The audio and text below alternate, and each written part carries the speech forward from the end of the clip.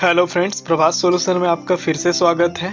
अगर आप किसी भी राज्य की पॉलिटेक्निक एग्ज़ाम की तैयारी कर रहे हैं तो ये वीडियो आपके लिए है। तो आज का जो हमारा टॉपिक है वो कुछ स्टेट के पॉलिटेक्निक में मैथ में है और कुछ स्टेट में आपके क्या है, फिजिक्स में है।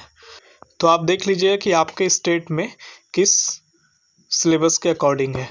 तो हमारा जो न्यूमेरिकल्स है उसको बनाने से पहले हमको क्या है, कुछ बेसिक चीज़ें हमें जानना है। तो वो पहले हम समझ लेते हैं, फिर हम क्या करेंगे, क्वेश्चंस करेंगे। तो सबसे पहले देखिए स्पीड। स्पीड क्या होता है आपका, इसको चाल बोलते हैं। चाल इक्वल टू आपका होता है दूरी बटे समय, यानी किस स्पीड से आप जा रहे हैं तो कितना डिस्टेंस आपने तय किया, कितने टाइम में किया, तो वैसे आपको निकालना है। वैसे आपको ये पता ही होगा, फिर भी मैं क्या कर रहा हूँ, कोशिश कर रहा हूँ कि यहाँ पे कुछ चीज़ों को डिस्कस कर दूँ। तो चाल का मात्रक यानी यूनिट ऑफ स्पीड होगा, एक आपका मीटर पर सेकेंड होता है और एक आपका किलोमीटर पर आवर। एसआई जो यूनिट है आपका मीटर पर सेकेंड जाता है और किलोमीटर पर आवर क्या है, ये बड़ी यूनिट के तौर पर हम इसको यूज करते हैं। अब कन्वर्टर की बात करते हैं। यदि स्पीड को हम क्या करें, मीटर पर सेकेंड में है और उसको हमको किलोमीटर पर आवर में चेंज करना है, तो 18/5 से क्या करेंगे, मल्टीप्लाई करेंगे। किस वाले यूनिट को, जो मीटर पर सेकेंड में है उसको। इसी प्रकार है आपका स्पीड को अगर हम किलोमीटर पर आवर में है तो उसको क्या करेंगे, मीटर पर सेकेंड में अगर कन्वर्ट करना है तो 5/18 से हमको क्या करना पड़ेगा, मल्टीप्लाई करेंगे। ठीक है, एक बार मैं आपको और समझाने की कोशिश करता हूँ। अगर आपको किलोमीटर पर आवर में चाहिए तो आपको बड़ी वाली वैल्यू से मल्टीप्लाई करना है, मतलब अंश में आपका बड़ी वैल्यू होनी चाहिए। तो छोटे यूनिट में आपको कन्वर्ट करना है तो छोटी वाली वैल्यू से आपको मल्टीप्लाई करना है, मतलब कि अंश में आपका छोटी वैल्यू यानी कि 5 होना चाहिए। ठीक है, तो ये आप इस तरह से ध्यान रखेंगे तो आपको ये याद हो पाएगा, नहीं तो आपको हमेशा कन्फ्यूजन रहेगा कि 5/18 से मल्टीप्लाई करना है या 18/5 से। अगला है इसमें डिस्टेंस। डिस्टेंस आपका क्या होगा, जितना आपका स्पीड है और जितना टाइम ले रहा है, इसको मल्टीप्लाई आप करेंगे चाल इंटू समय, तो आपको मिल जाएगा दूरी यानी कि डिस्टेंस। इसी प्रकार अगर आपको समय निकालना है तो केवल एक ही फार्मूला, आपको कोई भी आप एक फार्मूला याद कर सकते हैं। बस आपको क्या करना है, इक्वल के इधर ले आना है।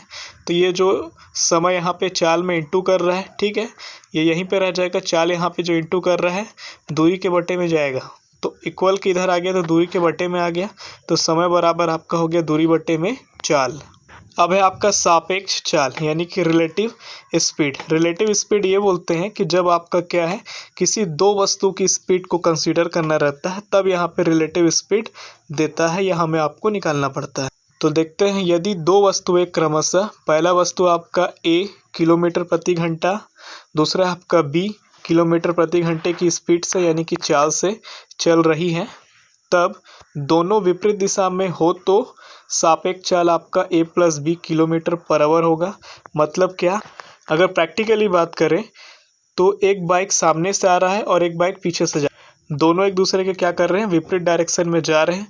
तो इस प्रकार से क्या होगा, उनका जो रिलेटिव स्पीड होगा वो बढ़ जाएगा, दोनों को ऐड करना पड़ेगा।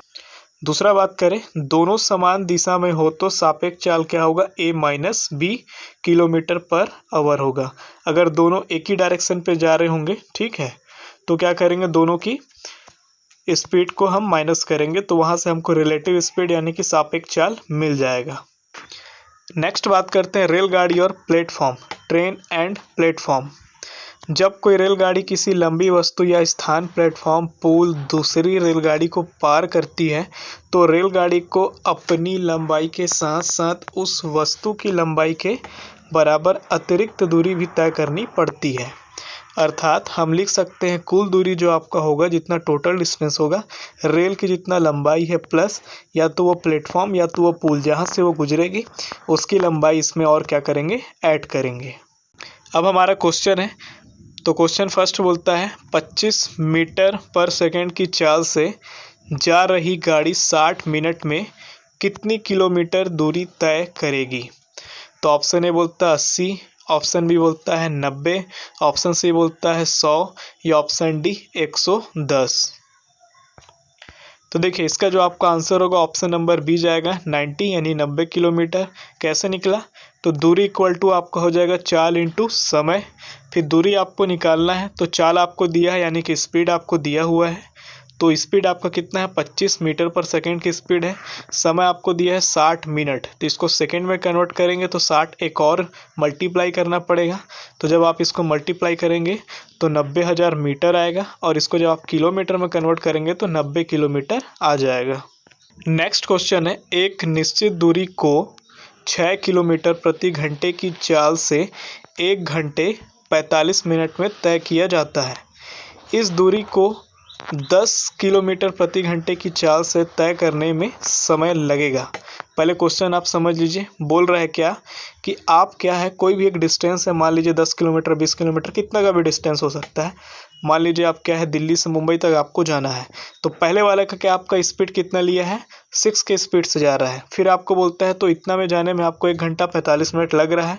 अब आपको क्या करना है, उस स्पीड को फिर से बढ़ा करके 10 के स्पीड में आपको जाना है, ठीक। तो उसमें कितना टाइम लगेगा, तो यहाँ पे दिख रहा है कि स्पीड बढ़ा तो आपका टाइम कम लगेगा, तो कितना लगेगा वही हमको बताना है। तो ऑप्शन ए बोलता है 48 मिनट लगेगा, ऑप्शन बी बोलता है 49 मिनट लगेगा, ऑप्शन सी बोलता है 63 मिनट लगेगा, या ऑप्शन डी 64 मिनट लगेगा। तो देखिए इसका जो आपका आंसर होगा ऑप्शन सी जाएगा, 63 मिनट यानी कि 63 मिनट लगेगा। तो दूरी बराबर आपका फॉर्मूला होता है चाल इंटू समय।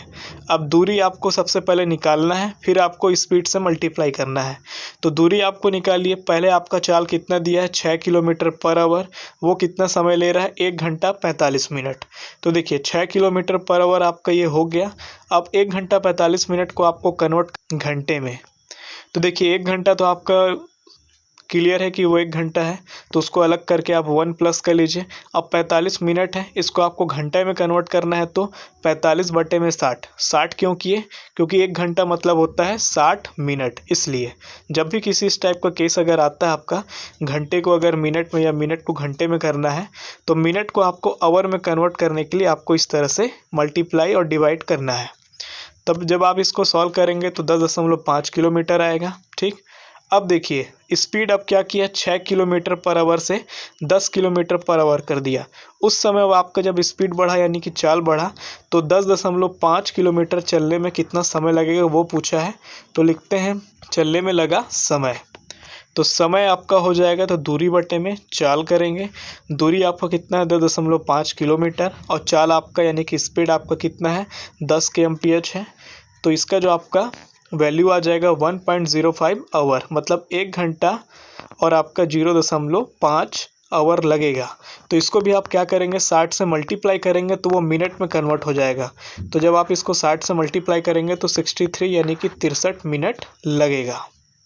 तो आंसर हमारा होगा 63 मिनट। नेक्स्ट क्वेश्चन है, एक व्यक्ति किसी निश्चित दूरी को 30 किलोमीटर प्रति घंटे की चाल से तय करता है तथा वापसी उसी दूरी को 20 किलोमीटर प्रति घंटे की चाल से आता है, तो पूरी यात्रा में औसत चाल है।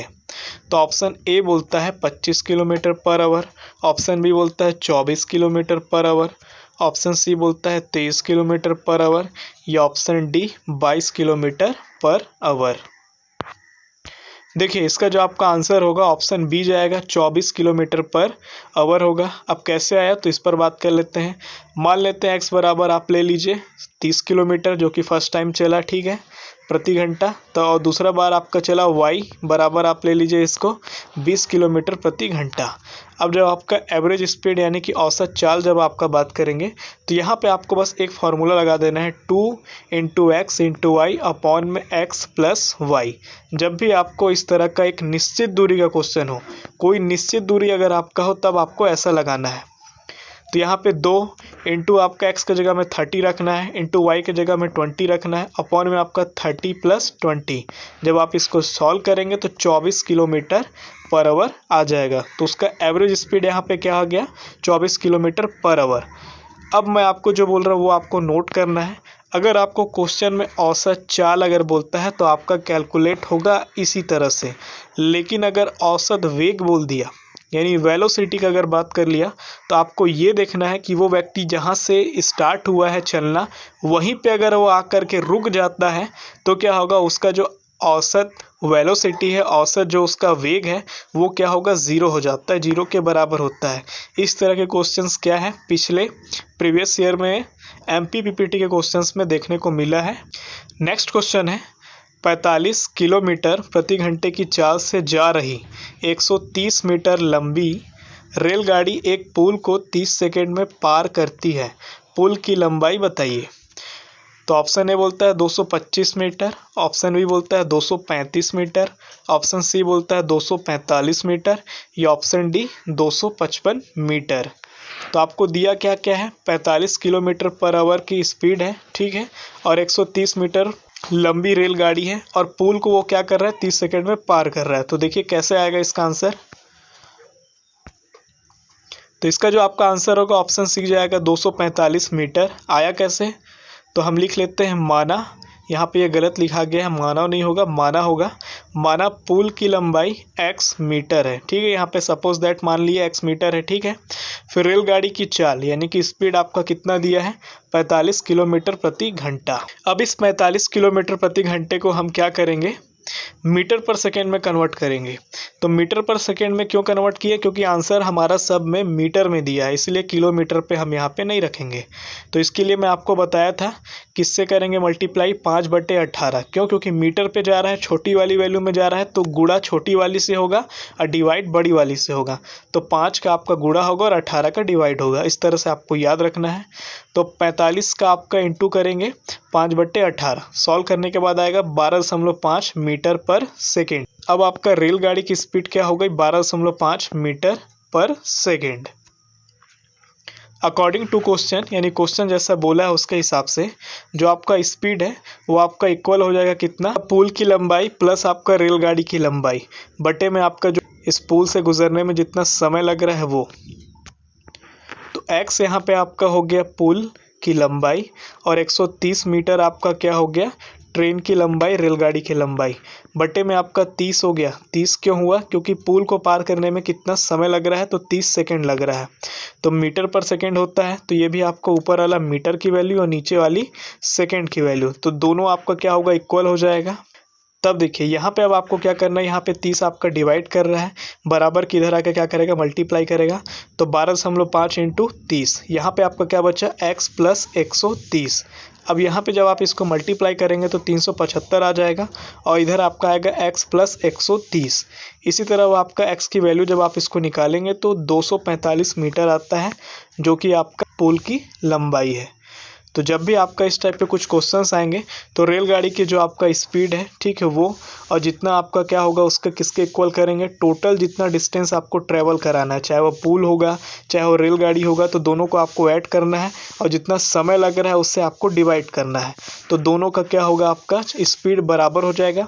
स्पीड बराबर होगा तो वहाँ से आपका एक अननोन रहेगा जो आपको ज्ञात नहीं होगा, जो वही चीज़ क्वेश्चन में आपको बोलेगा निकालने के लिए। तो इस रिलेशन से इस टाइप के करके हम क्या करेंगे, वैल्यू निकाल सकते हैं। नेक्स्ट क्वेश्चन है 240 मीटर लंबी एक रेलगाड़ी किसी 3 किलोमीटर प्रति घंटे की चाल से किसी रेलवे लाइन के साथ साथ विपरीत दिशा में चलने वाले आदमी को 10 सेकंड में पार करती है। रेलगाड़ी की चाल बताइए, यानी कि रेलगाड़ी की स्पीड बताइए। आपको दिया क्या है, 240 मीटर एक लंबी रेलगाड़ी है और 3 किलोमीटर प्रति घंटे की रफ्तार से क्या हो रहा है, आदमी चल रहा है विपरीत डायरेक्शन में, ठीक है। तो यहाँ पे आपको रेलगाड़ी की स्पीड बतानी है। तो ऑप्शन ए बोलता है 81.4 kilometre per hour, option B बोलता है 82.4 kilometre per hour, option C बोलता है 83.4 किलोमीटर पर आवर, या option D 84.4 kilometre per hour. तो क्या होगा स्पीड, तो देखिए इसका जो आपका आंसर होगा ऑप्शन सी जाएगा 83.4 किलोमीटर पर आवर होगा। कैसे हुआ, तो आइए देखते हैं। अपेक्षिक चाल बराबर आपका होता क्या है, जिसको हम रिलेटिव स्पीड भी कहते हैं। जितना आपका क्या है 240 मीटर आपका दिया है, और जितना आपका टाइम ले रहा है 10 सेकंड आपका ले रहा है, ठीक है। 240 मीटर का क्या है, रेलगाड़ी की लंबाई है, और 10 सेकंड क्या कर रहा है, वो व्यक्ति को पार करने में ले रहा है, ठीक है, जो उसके विपरीत डायरेक्शन में जा रहा है। तो यहाँ पे सबसे पहले हम रिलेटिव स्पीड निकालेंगे। रिलेटिव स्पीड कहने का मतलब क्या, उन दोनों का कंबाइन स्पीड है, ठीक। वहाँ से फिर आपका क्या करेंगे, उस आदमी की चाल को माइनस कर देंगे, जितना वो आदमी विपरीत डायरेक्शन में जाते हुए जिस स्पीड से जा रहा है वो, तो जब ये माइनस करने के बाद आपकी रेलगाड़ी की स्पीड निकलेगी।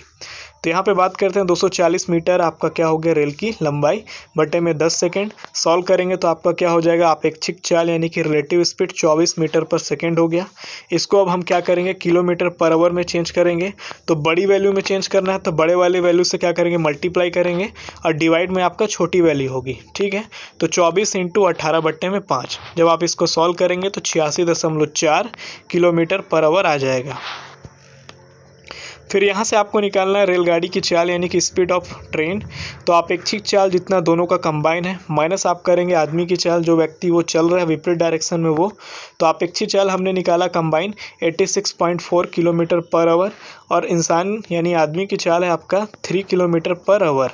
तो यहाँ से जब आप सॉल्व करेंगे तो 83.4 किलोमीटर पर आवर आएगा, जो हमारा क्या है आंसर है। तो ये वीडियो आपको थोड़ी सी भी हेल्प की हो तो इस वीडियो को लाइक करें, शेयर करें, इस चैनल को सब्सक्राइब कर लें। इस वीडियो में इतना ही, धन्यवाद।